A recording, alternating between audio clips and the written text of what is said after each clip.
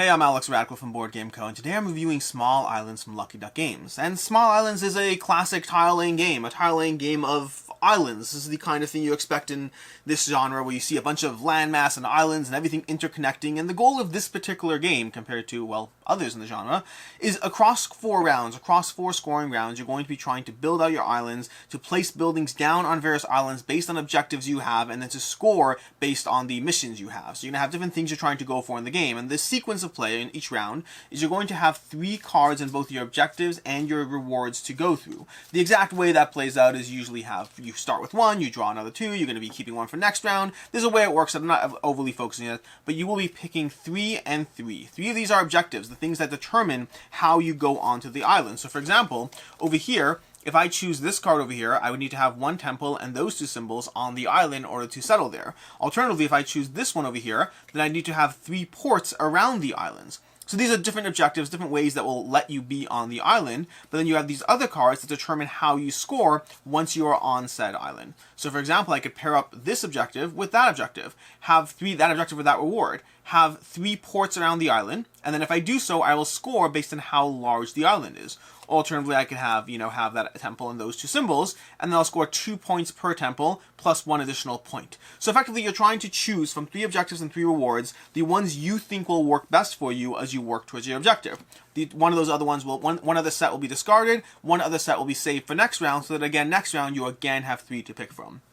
From there, you'll dive into the game. You'll grab a tile, you're going to choose someone to place it on the board, you'll have tiles in your hand, you're going to grab a tile, add it to your hand, and then choose one to place down somewhere on the board. So I can go ahead and take this tile over here and say, hey, I'm going to add this down to this spot over here. And what you're trying to do as you lay out the board, as you build this island area, you're trying to basically create an island or multiple islands, as many islands as you can, that will work for you to score as well as you can based on your criteria. Again, using this as a reference point, I'm trying to build out islands that have at least 1 temple and 2 of those leafy symbols, and then as many temples as possible so I can score for those temples. So I'm going to be trying to go ahead and add more leafy symbols. I'll go ahead and put another one out. As this adds to the board, I'm going to love to put this down over here, because now I have the leafy symbols I need plus the temple, and then I'll just slowly be trying to add temples.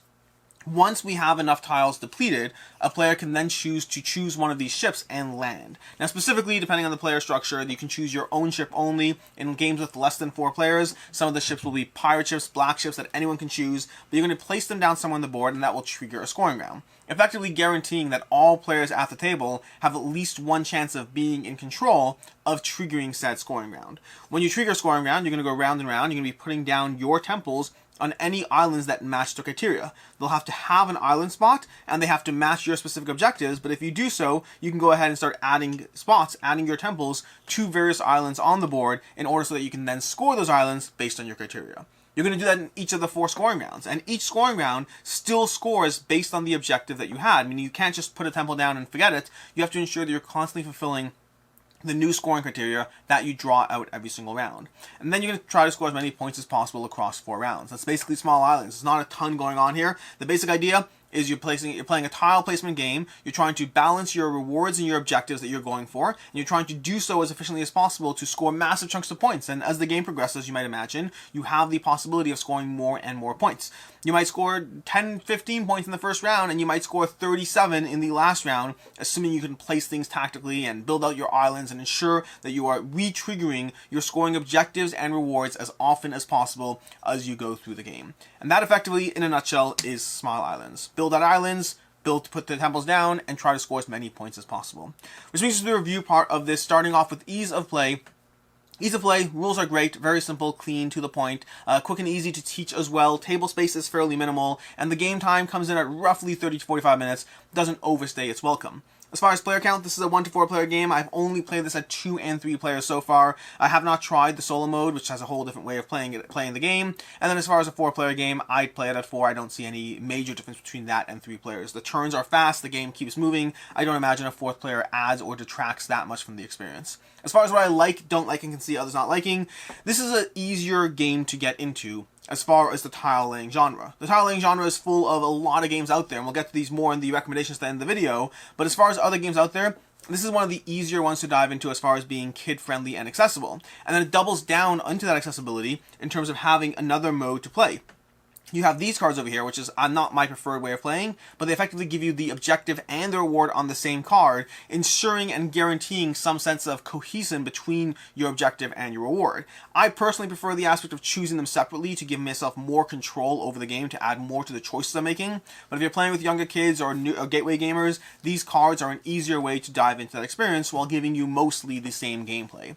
Past that, the gameplay, the scoring rounds, you can have large scoring rounds in the game. You can have these rounds, like already, you can have like 37-point scoring rounds as you build out, as you try to plan around it, as you try to keep in mind which cards you're going to hold till next round, and try to build your islands mindful of the fact that you kind of have a bit of foreknowledge as far as what your cards are for the next round.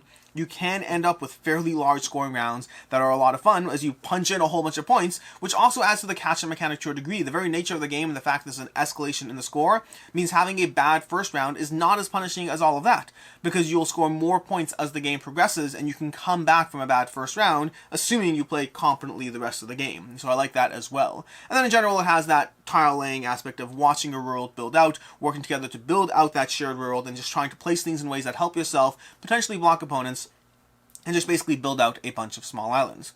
As far as things I don't like, I want there to be much more in terms of the objectives and the rewards. The way the game has it right now is that your cards are going to be cycled back into the deck, which is essential. The cards you see, the cards you go through, they're going to be cycled back into the deck, because that's essential based on the player count and the 4 rounds of play you have. You need those cards cycled back in, but that does mean that I can be looking at a card that I had the first round, or that you had the first round. There's not enough variety, in my opinion, in those objectives and rewards. I want them to be 2-3 times as many. I don't know how much variety the game system inherently rewards. I don't know if there are clever ways to do it, but I want there to be more cards. Right now, seeing the same cards come out every single game makes the same game feel a bit samey, which isn't great when when you're going through a gameplay and you have that sense of, okay, I've already done this in your 4th round. I don't love that sense.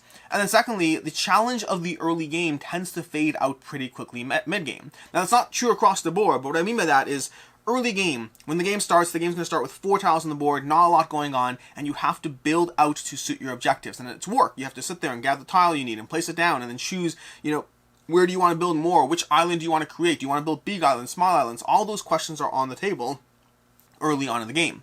But then as you play through the game, the islands there are larger and bigger and more islands on the board, and it becomes practically not an issue at all to build out islands that suit one objective or another. And so the sense of difficulty scales off very rapidly as you go through those 4 rounds of play, which just makes the cards and the objectives, that sense of how can I achieve this, is gone as soon as you hit the mid-game.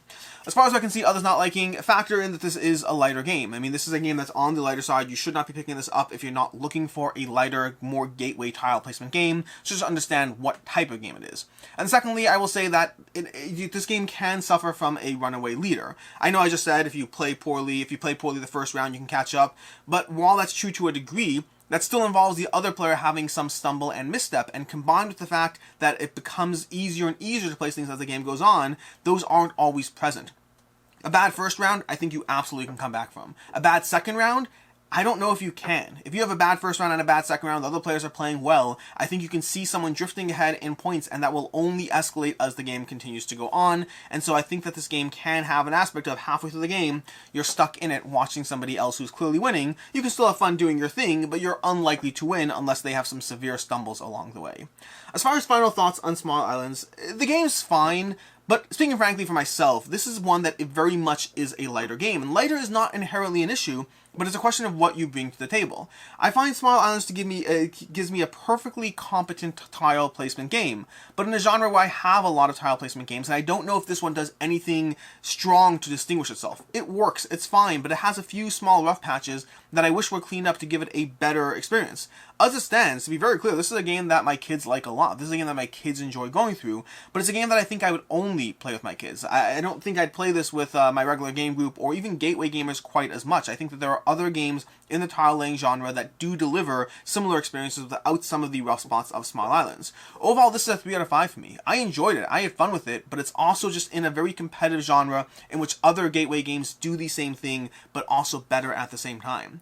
For myself, as far as other game recommendations, Carcassonne is going to be one of those other games I'm talking about when I refer to general tile placement that gives you strong gateway, easy access access tile placement games. And then Land vs. Sea, if you want something from Good Games Publishing, Land vs. Sea is going to give you more of a cutthroat head-to-head version of tile placement. And then lastly, if you're looking for something more Euro-based, a lot more leveling up in terms of what it's bringing to the table, Glenmore from Funtails is going to be a phenomenal tile-laying experience. Hope you found this review in some way helpful. As always, I am Alex Radcliffe from Board Game Co., and I hope you have a good one.